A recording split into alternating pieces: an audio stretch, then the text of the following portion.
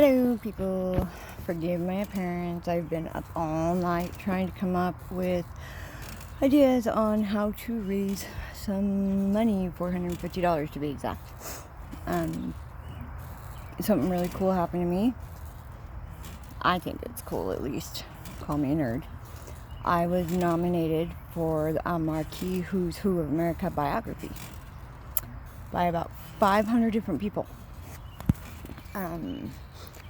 For my peer support specialist stuff and my midnight jailbreak business. Some of the nominations were done. They were all done anonymously. But whoever did, thank you. I appreciate the gesture and the recognition, but the recognition actually goes to those that I am helping and those that I hope to continue to help. The most exciting thing to me about this nomination and getting my biography put in the Marquee Who's Who is being able to help people and the windows of opportunity that will open up for midnight jailbreak, transportation, that will hopefully eventually lead to my dream of having a non-profit strictly donation funded rehab program for substance abuse, alcoholism, mental health. Kind of run similarly to Odyssey House back in the day when I graduated in 2012. And then after they get out, I want to have a sober living facility apartment complex for families while they are still continuing and going through that last bit of their treatment, because it is so important to have family there and to have them educated on why us addicts do what we do and why people don't leave domestic violence situations and why mental health is such an important step in treating those illnesses. And regardless of what some of you might think, sometimes it is an illness. It is not something that can be helped. It is not something that is intentionally started or intentionally continued. It becomes just like anxiety or bipolar or manic depression or major depressive disorder or borderline personality disorder. It's all the same thing. It's been diagnosed by the Surgeon General of America as an official disease in most cases. Yes, there are some people out there who choose and do get addicted, but there are other people out there like me who did not choose to get addicted. Yes, I chose to start taking the anxiety and pain medication, and I chose to drink, but I did not choose to become addicted to it. Unfortunately, it is in my genetic makeup, and due to my life circumstances and the mental health issues that caused, that made me become addicted. These are some of the things that I would like to educate families on in the sober living family environment, so that they can get healthy together, not separately, and then come home and clash because the person in recovery doesn't get the other people and why they're so upset. So it doesn't take years and years and years for them to understand it like it took me. For my family to open up to me and finally explain to me what upset them so much. For families to understand and learn patience and support the way we need it as addicts and alcoholics, not the way someone who's never gone through anything like this will tell you, because it is so much different. That is why recovery peers are so important. That is the most grateful thing I know about Odyssey House, is the fact that it gave me that outlet, that gave me that support. It gave me that family that I wouldn't have been able to do without. I wouldn't have been able to stay sober without it. It helped me build the relationships that I have now. But I wanted to go further than that even. I want to build a sober living community where after they graduate sober living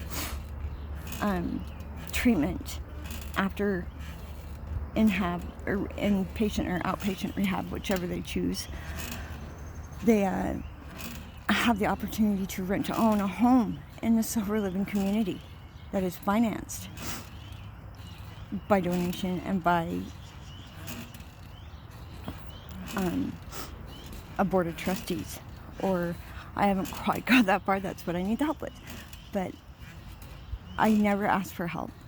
At least I haven't for a long time. Legitimate help that doesn't have anything to do with me or my family.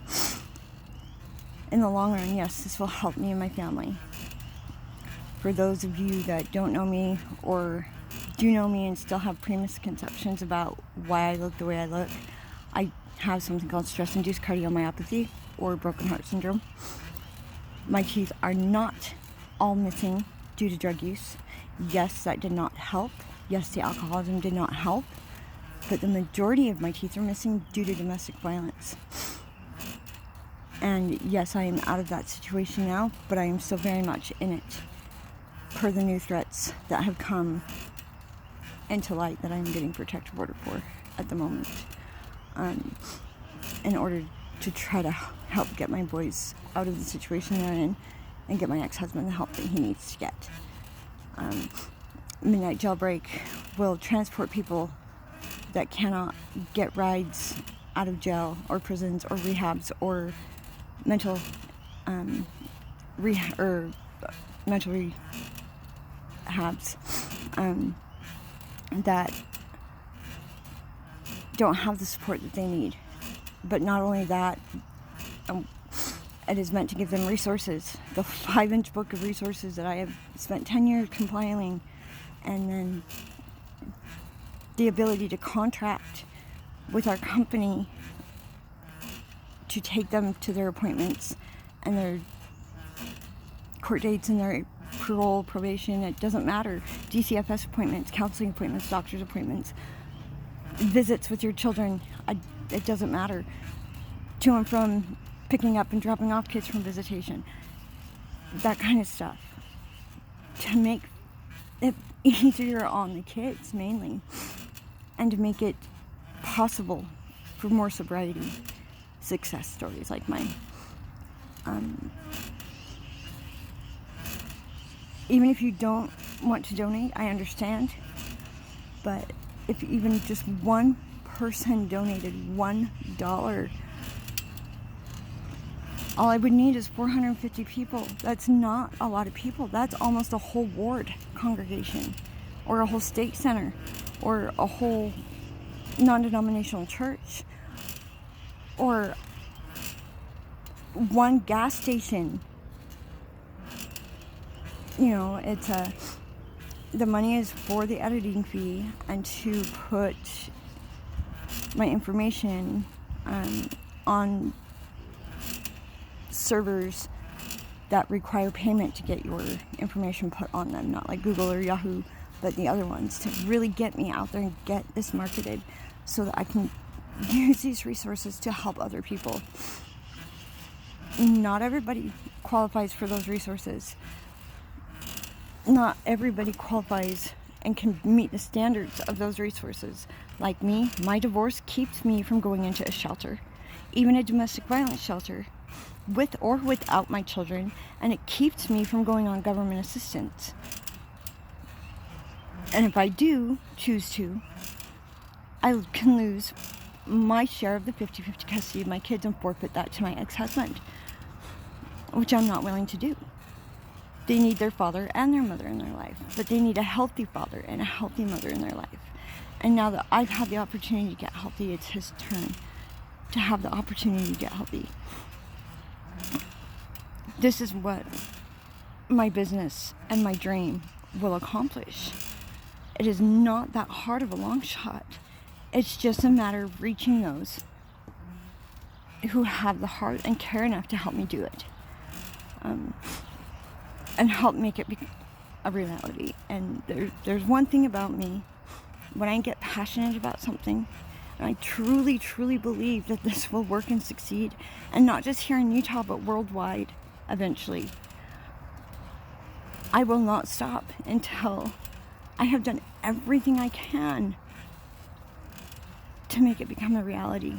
Not for myself, not for the recognition, but for those who need the help, so they don't have to struggle the way I had to struggle with this lack of support that I had, which some, yes, was my own doing, but a lot of it was the doing of lies and misunderstandings and judgments that shouldn't have been there in the first place. Please help me in this. Go to my GoFundMe. It's $450 to change 1 million lives. Thank you guys. God bless. Bye.